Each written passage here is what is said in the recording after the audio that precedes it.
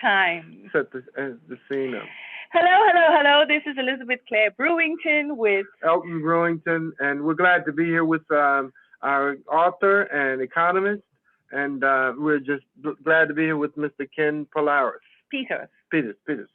I'm sorry. Okay, and he's going to share with us as he sits in the background of an African farm, and what a lovely setting and scene out of his showcase window. So greetings. Glad to have you with us, Ken. Tell us.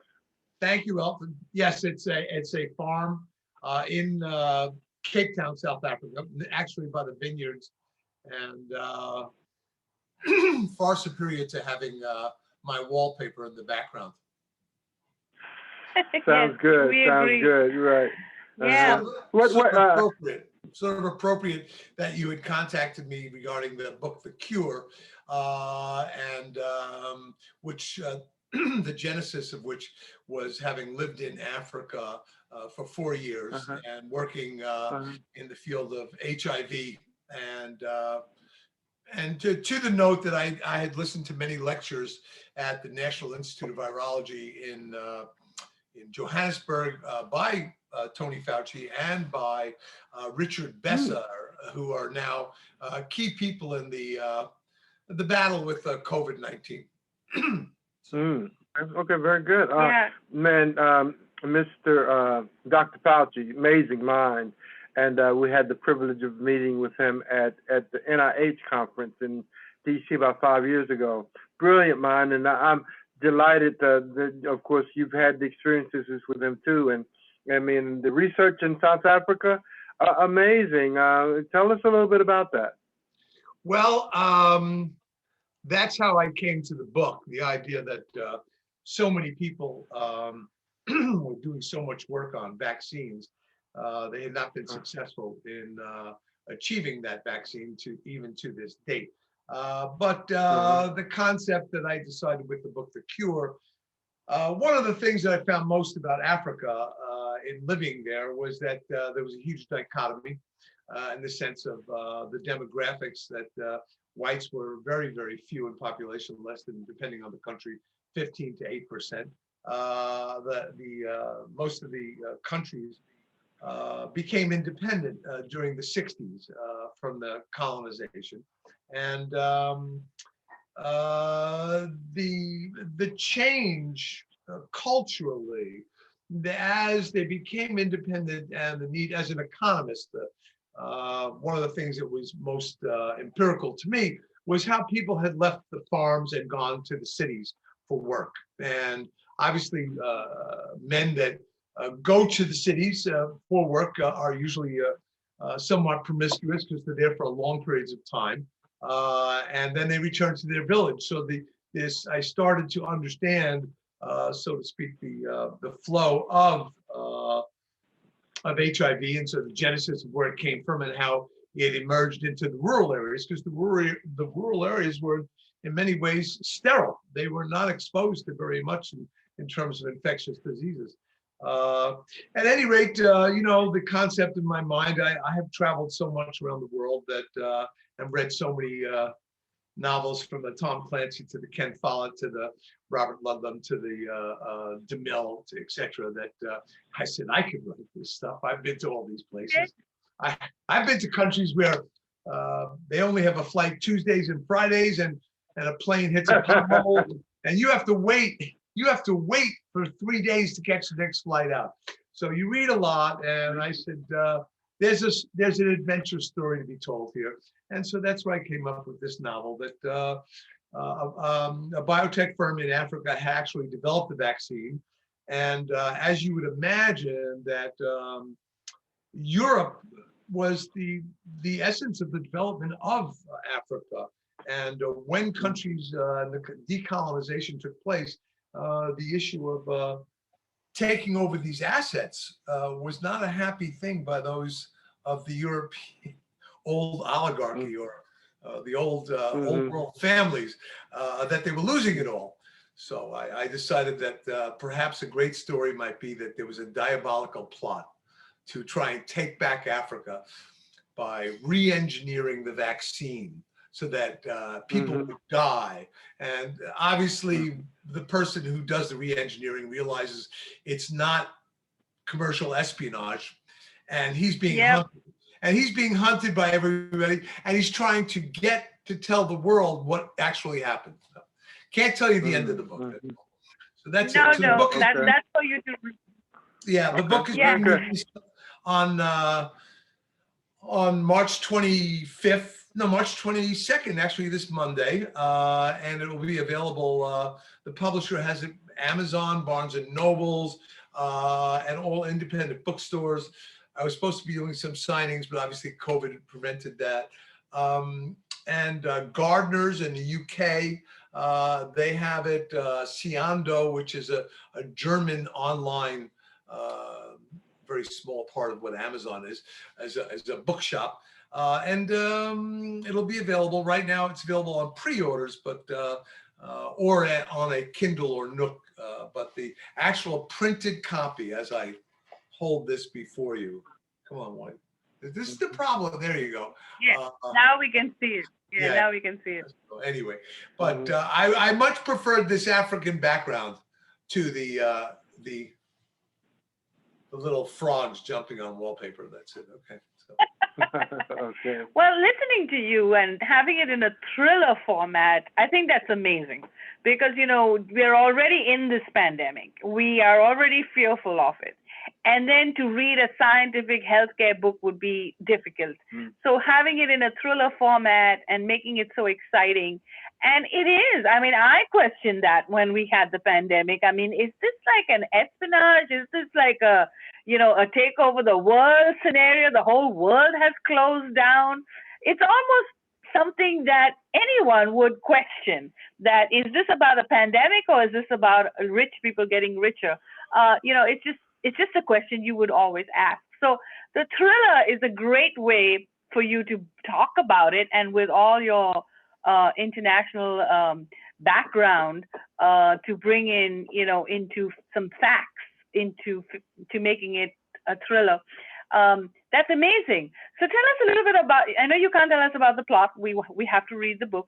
But what about the characters? Can you talk a little bit about the characters? All of the books that I've written to date, it's always a biotech hero, and this character is someone who's gotten divorced, had nothing. His life had been dwindled to zero, and he answered an ad in a trade journal that said, we're looking for people that have basically no contacts, that have long ago, I think the line in the first line says, have long ago left the world of dreaming of a future. And he gets recruited. He was divorced and lost his job, and the 2008 depression, companies were cutting back, and he found this ad, and he thought he was involved in just commercial espionage, and actually he wasn't. He was involved in a very deadly diabolical plot. Yeah. But at any rate, yeah, that's the hero. He's a biotech engineer. I spent my life, although as an economist, I was always involved in diagnostic medicine and biotechnology, and that was a big part of why I was living in Latin America for 10 years, and I lived in Europe for a while, and of course Africa was a place that had the greatest need for point of care tests, and I had sort of assessed that, and that's what I developed in terms of building a business. But in any event, bottom line is that that's the hero. He's a biotech engineer, a normal person that fell into the cracks of the world and was recruited by some very not so nice people. Wow. So as an economist, you know, tell us a little bit about your research for the book and the premise for how it is to land on the American audience. Is it a political statement? Does it land on an initiative that way? I think it's just merely a great thriller that I had sort of put together after seeing the issues in Africa, having worked there in a company corporate environment where we had we're building clinics. We saw the issues. As an economist, everything is about the allocation of scarce and limited resources. And the premise at the core of everything, that's what is economics? It's the study of how you allocate scarce and limited resources. And one of the things that I saw was that there was such, I'm trying to be careful in how I choose my words to say that there was such despair in Africa with the colonized countries. And when the governments took over with the best intentions, short of Nelson Mandela, who was a fantastic man, to have been so forgiving, after 27 years in jail.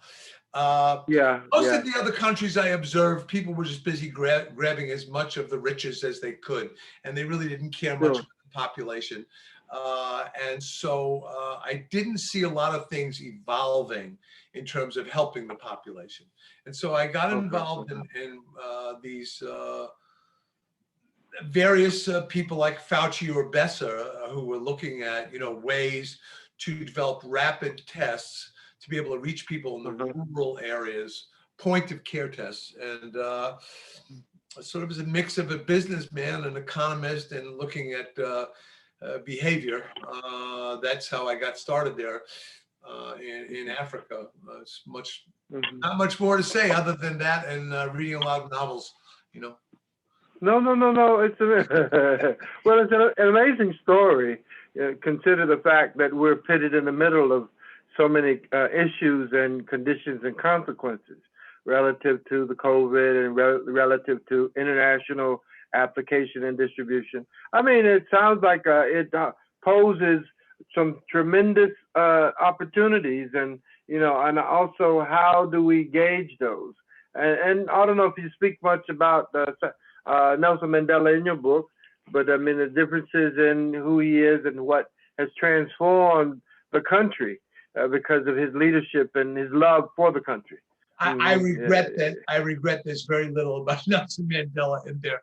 But I do mention him to the fact that after he left, and not just him, whether it's Mugabe or whether it's other people that I met in various countries, Big Jim Muhwezi, who's the head of the health department in Uganda.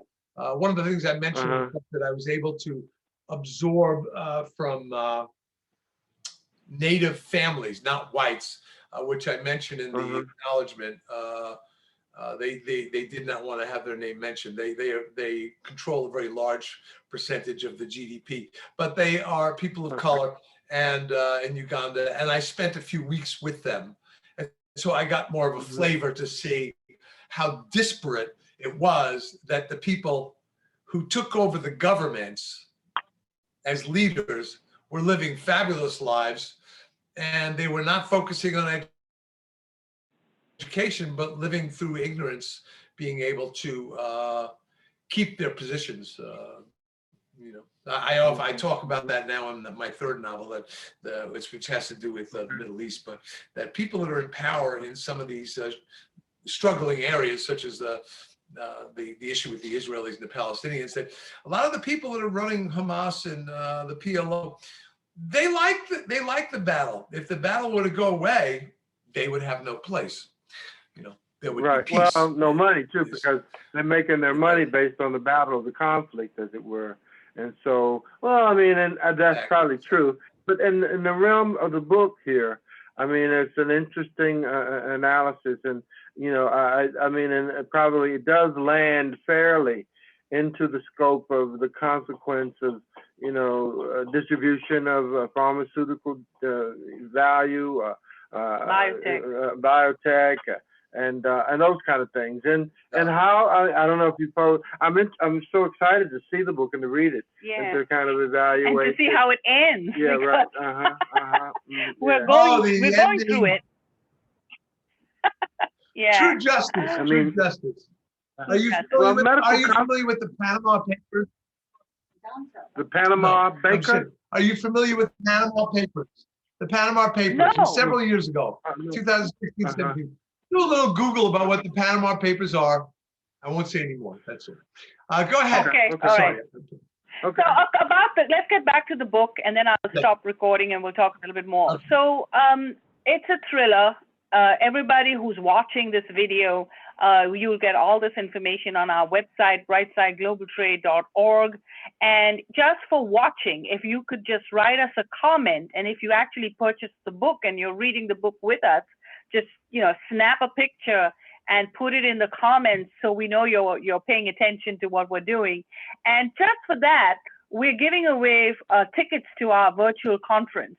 So we got a lot of good stuff going on. And at the conference, we're giving away a lot of books and prizes and a lot of great stuff. So, and of course, the wealth of knowledge from our experts and our speakers and just getting together on Zoom is so exciting. You get to prospect, you get to meet people, and during this pandemic. So brightsideglobaltrade.org, the book, The Cure, the thriller by Ken Peters is available everywhere soon. It's not yet available, but it's getting there. So we're on Monday. So this is a pre-launch, and so make sure that, and if you're on the waiting list, comment so we know that you're waiting in much anticipation for this book. Coming back to the book, when we met Dr. Fauci at a conference, he was actually speaking at the conference at NIH. This was pre-COVID. We were talking about HIV and SARS and all the different epidemics that came by and pandemics that came by in his lifetime, of serving 4 presidents, I think he said, and now this will be 10. 10 presidents. Okay, so he served 10 presidents, and each president had a pandemic. So, but none like COVID. I don't think we've had a COVID like this with the whole world shutting down.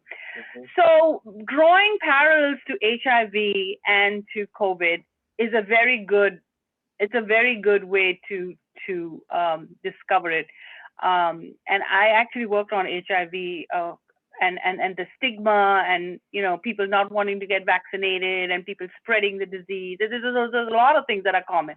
So how did you address that? Was this just about the biotech guy, or was this also about the people that were affected by it? How does the book tackle that? I did a little bit of history.